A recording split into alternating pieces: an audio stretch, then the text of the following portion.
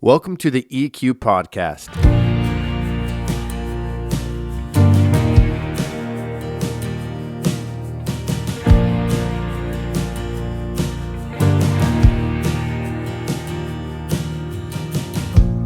Hey, welcome to the EQ Podcast, a show focused on equipping ministry leaders within the Calvary Chapel Association in the Pacific Northwest. I'm your host, Zach Lambertson. I have with me Pastor Steve Winery. Hey. And also, we're excited to have on the show today the senior pastor of Calvary Chapel Emmett in Emmett, Idaho. How you doing, Mike? Great. Thanks for having me. Mike Hughes, would you tell us a little bit about yourself, assuming that anyone listening doesn't know who you are, doesn't know where you came from, maybe a little bit about your family even? Yeah. So I grew up in Idaho, Pocatello area, and started going to Calvary Chapel in 1992, 93, somewhere in there, when I got saved, listened to their radio station, and I met my wife in Pocatello, led her to the Lord, and we got married in 96 and then moved to Boise. Are you serious about that? And in Boise, Are you serious? You led her to the Lord? What's... I'm just curious. You're the one led her to Jesus? Tell her I want to know about this. Wait a minute. Tell me how so she's a foxy babe, and you decided you should witness to her, right? Right.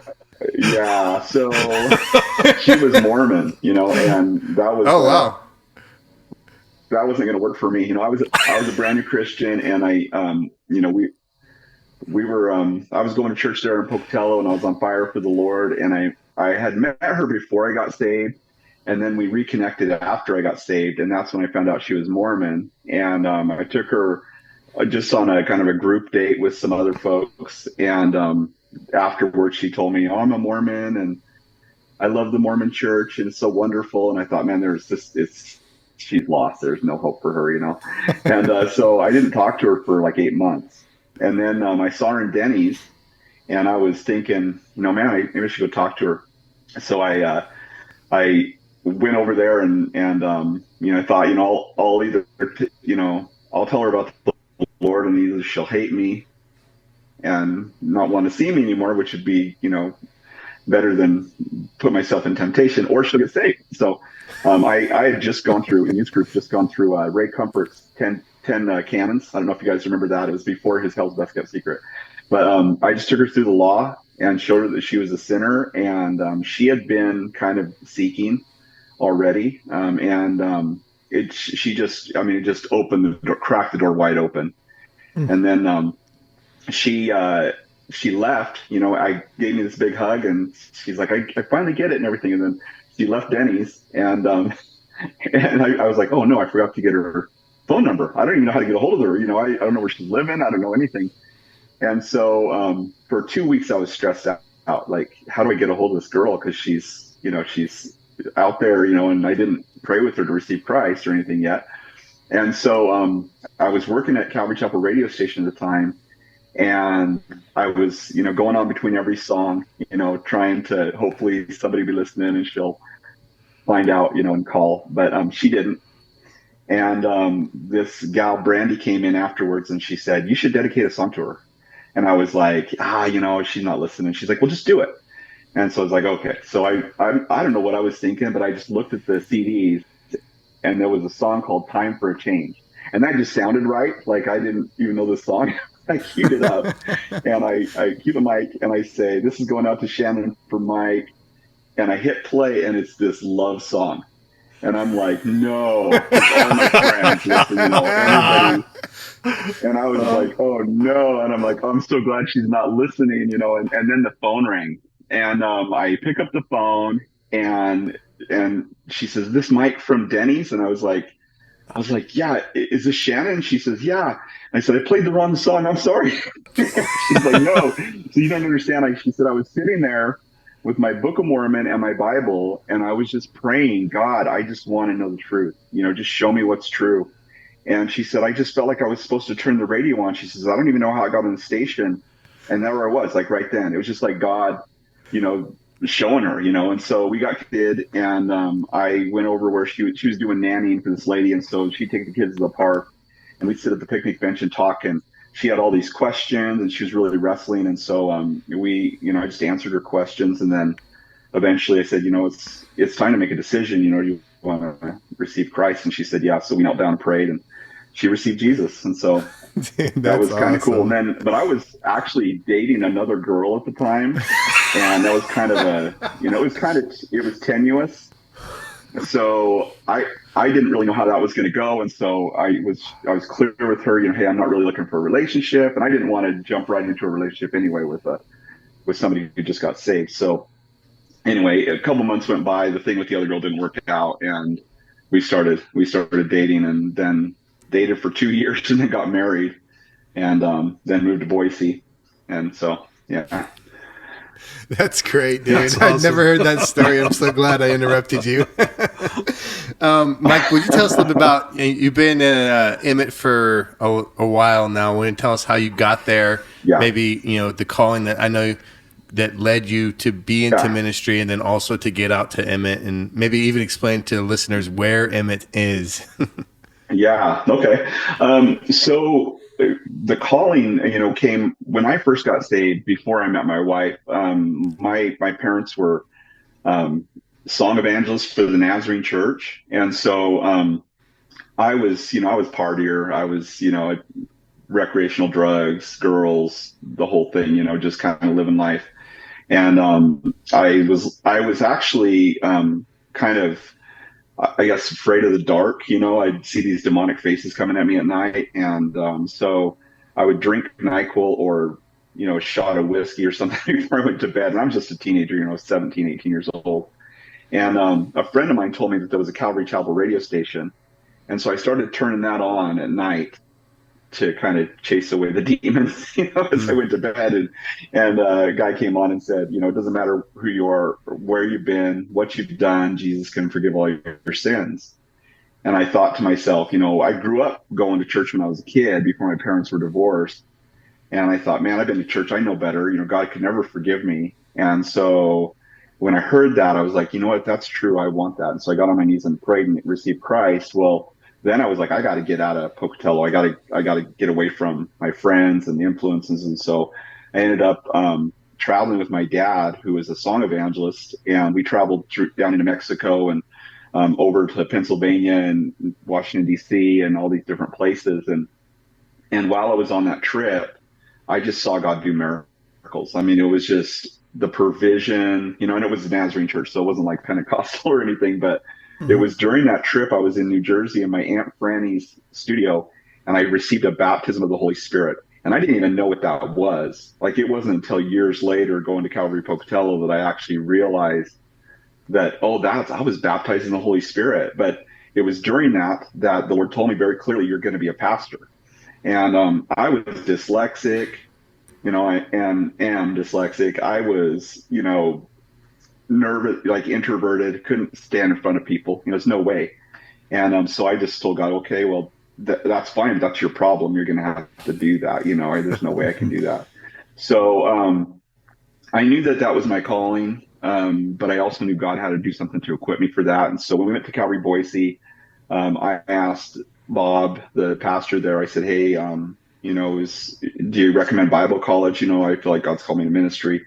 He said, yeah. So I took some Bible college classes there at the church that they were offering. And then through circumstances, I just was serving wherever I could find a place to serve within the church. My wife and I would stack chairs. We'd, help move things. We'd do construction. We would, hand out bulletins, do children's ministry. I just figured, whatever's available, we're going to do. And so we were always there serving and helping out. And then when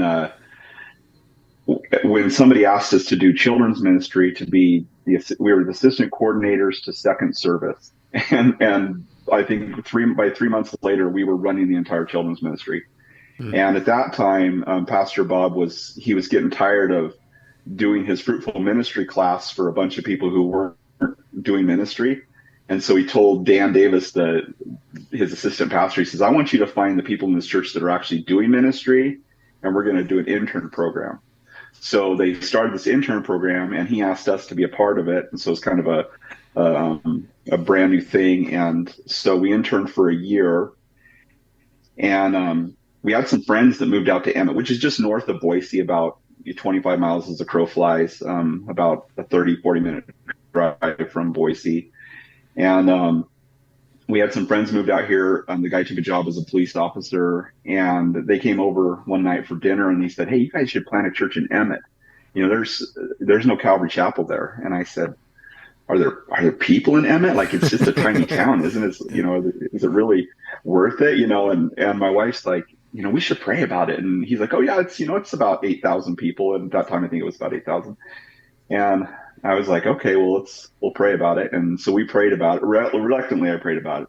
We go to the intern meeting the next Thursday, and we're going around introducing ourselves. And I wasn't like super like confident, like I'm going to go start a church or anything like that. It was just kind of like, I'm just going to follow the Lord's lead, and so here I'm in this intern program. I'm hesitant about that, but I'm also starting to feel stirred, like God's going to do something. And I started asking Shannon questions like, if God takes us to Kentucky, would you go? And she's like, yeah, I'd go. I said, okay. And so I felt settled about that. Well, then this Emmett thing comes up, and we go to the intern meeting, and we're introducing ourselves. And the new guy was the pastor at Calvary Chapel Centralia, Ben Park, and you probably know him, but he was the new guy. And so we were all introducing ourselves to him. And Ben, as we're introducing ourselves to Ben, Pastor Bob says, so who are you going to be, and what do you want to be when you grow up, is what the question was. And so I'm Mike, and I said, whatever the Lord wants. And Pastor Bob says, well, don't you want to be a pastor? And I says, yeah, if that's what the Lord wants. And he looked at Shannon, my wife, and he says, doesn't he want to be a pastor? And she kind of nudges me. And she's like, yeah, he does want to be a pastor. And Bob says, well, we need a pastor in Emmett. And I was like, what? It's crazy. Like, we just prayed about that. That's really weird that you would say that. Like, it was kind of like everything slowed down, and it's like Emmett reverberated in my ears, kind of thing, when you said that. And just kind of like, wow, like, is this what God's doing? So we went to a prayer retreat. I think it was a week or two later, up to Garden Valley, and spent the weekend just fasting and praying, and then came back down through Emmett. And when we came into town, I just had that Calvary Chapel song, Little Country Church on the Edge of Town. Yep. And so I could see, okay, this is down into town, but we're on the edge of town. And I said, I think we're supposed to look up here on the bench. And so we drove down the road and drove right to the school that we ended up buying. And my wife said, look, there's an abandoned school. So we pulled in, we looked in the windows, we walked around the building, prayed that God would give it to us. And then I went back to Pastor Bob, and I said, hey, I think God's called us to Emmett. We've been praying about it. And I said, so what do you think? And what do we do? And he said, well, I'll give you a list of people that have come to Calvary Boise. And, you can call and start a Bible study. And if God blesses it, it will grow into a church. And if not, then, we'll see you back here. And I was like, okay. What he didn't tell me was that I'm the sixth guy that he sent out to Emmett. And every other guy kind of came back, upset and everything. So, but anyway, so we go out to Emmett, April 2001, and start this Bible study. And within, I think it was by September, we had about 40 adults. That's awesome. And so I went back to Bob and I said, we have 40 adults, and this is kind of funny because he kind of cocked his head sideways and he's like, already? And I was like, yeah, sorry. I don't know what I'm supposed to say. He's like, I thought you'd be out there for a couple of years before you're ready to plant. And I was like, okay. So then he said, well, why don't you just bring everybody here on Sunday morning to Calvary Boise, all your people, and I'll talk to them about the responsibilities of being a church. And I was like, okay. And I think, thinking back on it, I think he was thinking, does he really have people, So we show up, and he walked in the room, and he saw all these people there. I mean, all 40 of us were there, with bells on, we're excited, and he kind of looks around, and then he left. And I was like, what's going on? And so for 15 minutes, we just kind of sat there and we prayed and whatever. And then finally he came back in and he gave everybody the lowdown about being a church. And And so then I talked to Dan Davis, who had just planted a church a year before me. And Dan, I said, Dan, how do you start a church? I mean, you just started your church. How do you do it? And he says, Mike, it's kind of like Nike. You just do it. And I was like, okay, let's do it. So we rented a little place. We inquired about the building, the school that we had looked at. And what was weird is that the school that we were wanting to buy, was given to the school district by the Spratt family here in Emmett in 1905 for the bargain basement half price deal of $17.50. And they had a deal that if you ever stop using that as a school, we get to buy it back at the original half price, $17.50. So what happened was the school district stopped using it. They went to sell it. And when they pulled the title, did the title search and pulled the title, they found out that there was this deal. And so they had to offer it before they could close. They had to offer it to this family. They found the last living heir in California on her deathbed. And she said, I want all of my stuff, and I want that school all to go to the Hawaii County Historical Society. And she'd already given a ranch and stuff to them in trust, and so everything was in this deal already. And so then she says, I want the school there too. So that's who we were communicating with, was the Hawaii County Historical Society, because they're the ones who were supposedly the new owners of the property. So we met them and walked through the school. And at the time, the property was probably worth a couple $100,000 in Emmett prices. And they said that they wanted $80,000 for it. And what I found out later was they just wanted to get rid of it quick. So they were going to sell it for $80,000. But we were brand new. Like, we literally had just started the church a couple months ago. And so there wasn't anybody that's going to loan us a bunch of money, even $80,000 for the church. Probably, I don't know. But we talked to him, and one of the guys said, hey, Mike, I think they take $50,000 for this place. And I said, really? And he said, yeah. And I said, well, where do we get $50,000? I mean, we probably wouldn't be able to get that either. He's like, oh, I can get that. He says, that's no problem. I know people who would invest in the church at that amount. And I was like, okay. So I talked to my few elders, and they said, yeah, let's do it. And I went back to the guy, and he said, oh, I'm sorry, I talked to my investors, and I can get $45,000 for you, but I can't get 50. And I said, that's amazing. And he's like, well, what do you mean? I said, well, we thought they'd take 50, but if they take 45, it'll be a miracle. And he said, okay, let's do it. So we went out and offered the Hawaii County Historical Society $40,500, and figuring that they counter with 45, And we just went out there and met these people, and it was like a whole group of, like, there was probably 20 of them, and most of them were like in their 80s and 90s. There was one guy that was in his 60s and another gal who's 18. And we said, we're Calvary Chapel. We're not supported by another church. We're autonomous, and so we have to pay our own bills. We believe where God guides, God provides. And if you guys would be willing to sell it to us, we'd be grateful, but don't feel like you have to, but this is something we'd really love to have, And we left. And later on, when we went to put our earnest money down, after they'd accepted our offer, this lady gives me her phone number. Like, she's in a wheelchair, and she's like 80 years old. She's like, give me a call. I got to tell you about a miracle. So I called her, and she said, when you guys left, they just started making fun of you. Some of them were angry. Some of them thought it was ridiculous. And somebody said, why don't we all hold hands and pray to the gods, and maybe the gods will tell us to give it to them for nothing. And she said, it was just a hostile environment. And she said, but I thought, these people seem sincere, and I'm a Christian. And so I prayed, Lord, you know what? If you want these people to have this building, then you can change everybody's heart in 2 weeks. And so she figured by the next meeting in 2 weeks.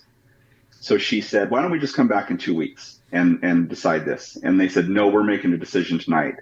And she says, okay, God, you have 5 minutes. And then the guy sitting next to her, who showed us the building, he said, why don't we just counter and give it to him for 45 and just get rid of it? And she said, well, I second that. And she said, then the president was like, well, is that a motion? And he's like, yeah, it's a motion, 45,000. And he says, okay, anybody have anything they want to add or say? And he says, okay, is that a second? She says, yeah, that's a second. he said, all in favor? And she said, she's never seen these people agree on the color of carpet or paint color or what they're going to do with any project. They always argue. And she says, this is the first time it was unanimous. It was a miracle. So Wow. Oh, wow. we ended up buying our building for $45,000. And the guy who was getting the investors, they gave us 60 after that. And so we had 15,000 to play with to fix up some stuff and get our sanctuary ready. And just the way the Lord provided, just really cool. So That's way cool. that's kind of our story. How much land came with it? We've been here Mike? for 3 acres. That's cool. Yeah. I was just gonna say we just paid off 10 acres downtown, so we're gonna be moving, Lord willing. Things we actually got the property when COVID hit, so we got our plans already, and then COVID hit, and then everything changed, and prices here went way up. So now we're just getting back to the point where we're getting ready to build. So Nice. You took over that school, and eventually you took over a private school in town too, right? That occupies your school. I wanted just to ask you, maybe you can clarify that, but I wanted to ask you, what have been some positive things that have come out of that partnership that you might encourage some other guys who are thinking, we want to start a private school, because I think that's a really important thing in your community, and I know it's been a huge part of your church culture as well. yeah, so we had a school approach us in 2013. Actually, I think they first approached us in 2012, and they said, we'd love to partner with you guys and use, we could use your space, or we could share space or something like that. And I just, I thought there's no way this is going to work if we don't take over the school. And so I told the guy, I said, the only way we'll do that is if you come on staff and you become part of our team. And so he said no. His sister was also part of it. And so a year went by, and finally one day I got a call, and he says, I'm ready to do it. And so I said, okay. So I sat down with my elders and team and everything, and said, okay, what do we do here, and how do we work this out? And basically, we basically brought them in. And the thing was, we were not going to change anything for a year. We were just going to let them get settled. And then after a year went by, we would start to make some changes. And that was a little bumpy at first, because there was a lot of people who expected, Calvary Chapel's going to take over, so now everybody's going to get a raise, and we're going to improve. We're going to be able to improve the things that we want to improve and change the things we want to change. But really, the only thing that changed was the location. And that first year, they had like 2 double wide trailers that they were doing the school in. So they moved to our facility, which was much bigger, and the school went from 50 kids to 72 kids. And then the next year it was 96 kids. The next year it was 112, 113. And so it's been great. I mean, honestly, the marriage between the school and the church has been mostly good. And yet we've had some pretty severe challenges as well, and I think that I think if it's something that God's calling you to do. I never really wanted a school, because I don't know, seemed like a lot of drama. But, as my wife was praying for a school, and she didn't want to put the kids in the trailer houses down on 12th Street. So when it came to our church, it was answered prayer for her. But I was open to it, at that time, and as long as I didn't have to run it myself, and that was kind of the thing. I didn't feel like being a principal or anything like that. So the Lord opened the door, and it's worked out great. The school's doing awesome. We have, I think, 135 students this year, and we have two campuses. We have a elementary campus downtown that we bought a few years back in 2018, and we got that. That was another miracle. It's a whole another miracle story. But we bought $1 million building for $250,000 or $270,000. Talk about some of the fruit that you've seen from the school.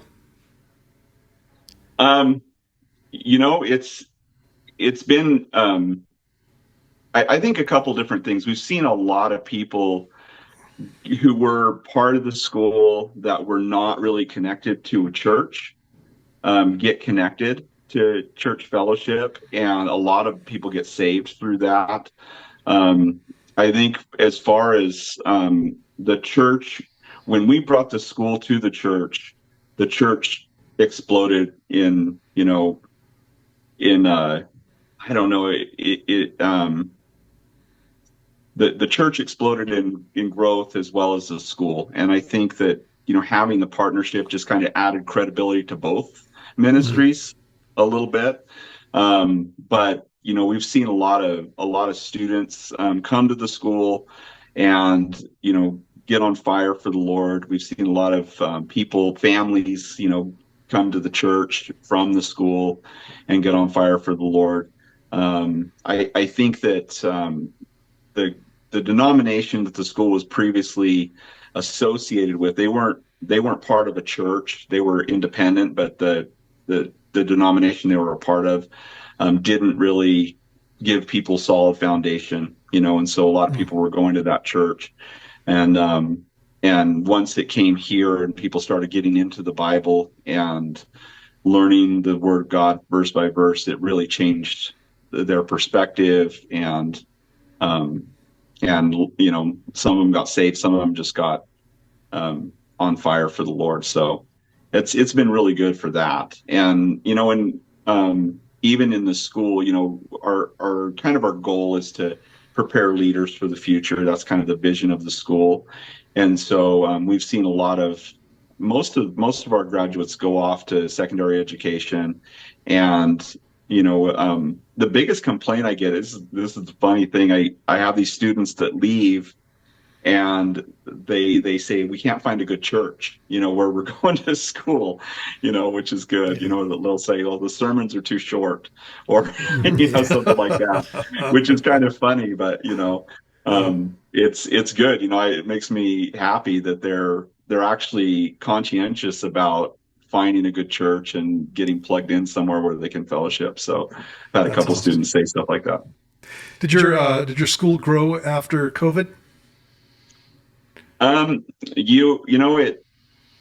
It has. I mean, the problem is our facilities just don't give us a lot of space for growth.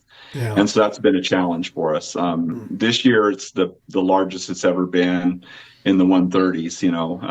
I think it kind of taps out as we fill up certain grades, so some grades will not have as many students and other grades will be full, and we'll have waiting lists. And so when we build our new facility, then hopefully those problems will be remedied, but this year they actually there's a couple classes that are I guess just one class that has 10th grade A and 10th grade B.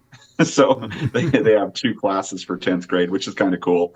And so they're working to try to remedy some of those problems. But space has always been an issue, Yeah. All right. So you don't know this. This is our 13th episode ever. So I thought we'd go down this vein. I remember hanging out with you this last month at the worship conference, and you were telling me about an influx of demonic activity or just oppression in your area, and you shared some stories. And I was just curious because a lot of times we live in the American culture. We don't hear a lot of this kind of what's going on in the spiritual realm. I feel like Satan is really good at hiding himself in a lot of ways in our culture. And I just want to hear your take and kind of share some of the stories that we had talked about. Yeah. And I shared with Steve before, we went through a pretty severe, and it was actually related to our school. So that's why I'm a little bit reticent to be super encouraging to people. Right, yeah. The schools can be a lot of drama. But we went through a very severe satanic attack related to our school. And I think when it happened, I wasn't aware of it. And my elders and leaders were definitely not aware of it either. And it was actually talking to Bill Holdridge, who's part of Poyman Ministries. As I kind of shared with him some of the things that were going on, he told me, he's like, wow, you guys didn't see this spiritual attack coming. And it just kind of took me back, like, wow, you're right. I really didn't see this coming. And so, kind of processing that and going through what seemed like a very well planned satanic attack upon me and my family, and almost leaving. We almost left here, and I almost took a job with Ty Orr in Idaho Falls. He had it all lined up for me. That's how serious it was. And yet we had brothers and sisters here who were walking with us through it. And in fact, of some friends of ours that we've known since youth group in Pocatello that live here in Emmett with us, and they would come and walk us every day, like just they were going for a walk, and they'd take us and walk us around the park and pray with us. And for the longest time they didn't even know what was going on because we just weren't talking about what was happening. And so anyway, started to become aware of just how much this actually is happening within the world that I think that I was largely unaware of. And I think that theologically, the way I thought about demonic activity and spiritual warfare was pretty naive, because I know that I've experienced some spiritual warfare, but nothing on this level and nothing this confusing, because that was really a big part of it. It was just so confusing. And to this day, I think most people don't even realize all that has happened, all that happened, in the whole thing. It's crazy. But I started to just do a little bit more reading on it. And, I kind of had this idea that, being a Christian, I'm pretty much impervious to the devil. Like he can attack, and that's, little uprisings, but greater is he who is in me than he who is in the world. And, and that's true. But I also was kind of neglecting the verses that said, be vigilant, and the enemy walks around like a roaring lion seeking whom he may devour. And so we need to be, steadfast and vigilant. And this is happening to all your brethren in the world. And I just hadn't really thought about that, that, wow. And then the full armor of God. Like, why would we need the full armor of God if there wasn't actually a real attack, taking place? And then even this morning at devotions, we were going through Matthew chapter 2 and in staff devotions, and I just kind of felt like, here's Jesus born into the world, and an angel has to come to Joseph and warn him that an attack is coming. And of course, we see a greater picture of that in Revelation chapter 12, the dragon getting ready to devour the child as soon as it's born, and even Jesus faced severe demonic attack, and so why would I be impervious of that? And just this last Sunday I talked about Peter, and Jesus says, Satan has asked for you that he might sift you as wheat, and asking my congregation, could that happen? Could God actually give permission to Satan? And I think that those things, looking back on all of it, I think that the Lord allows those things in our lives to sift us, to break the kernel off, to soften us, to make us and mold us into what he wants us to be. So, the devil's still God's devil. But I've been seeing more, I've been more aware of spiritual attack. I'm not blaming everything on the devil. I don't think that that's healthy either. But to be aware of it, that it's out there. The enemy does not like what we're doing. And what I found is that the more I'm aware of the lies of the enemy, the tricks of the enemy, he likes to work between people in relationships and make you feel like people don't like you or people are mad at you when they're not, and all those things.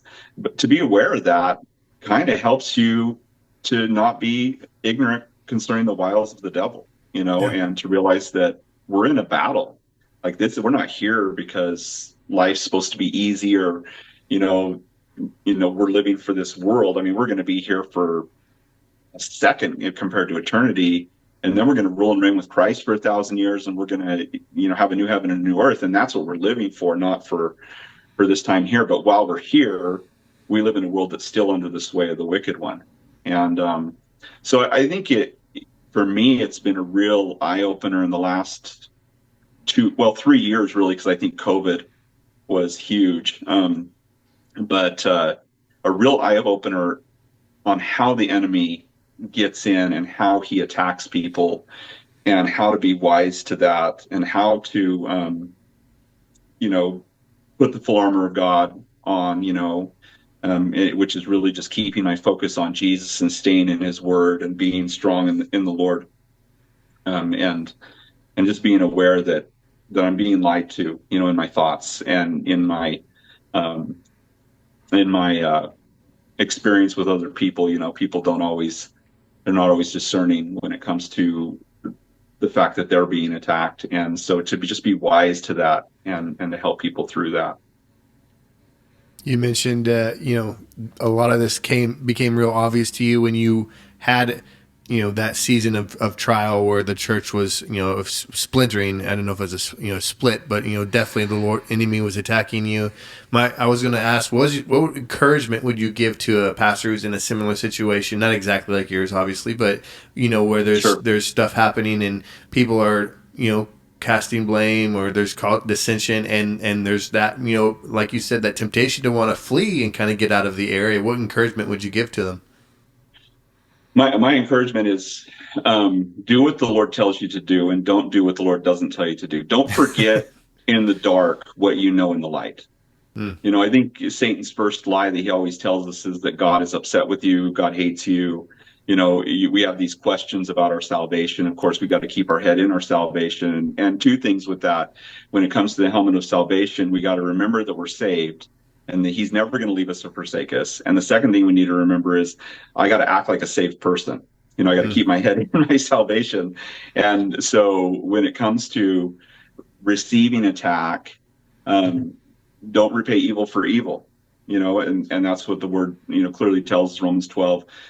Do what's right in the sight of all men. And so even if you're going through a trial, don't try to fight fire with fire. Try to realize that people come against you, that could be a spiritual attack. And, what the enemy wants you to do is to blow your witness, to lose your cool, and to respond wrongly. In my case, I did respond wrongly. It was a very difficult time in our life. We almost lost our daughter. And so when this came, I hadn't slept for I probably hadn't had a good night's sleep in 8 months, because we were going to lose our daughter that we were set to adopt. We'd had her since she was an infant. It had been 2 years.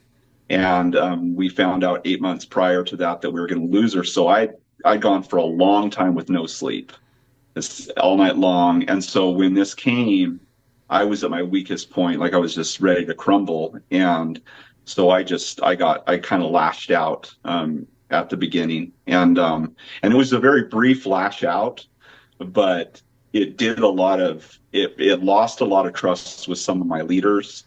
And it also, there was some 3 people I had to apologize to for sending a mean text message, and so I think that probably the best advice I could give you is, when you get hit, don't respond right away.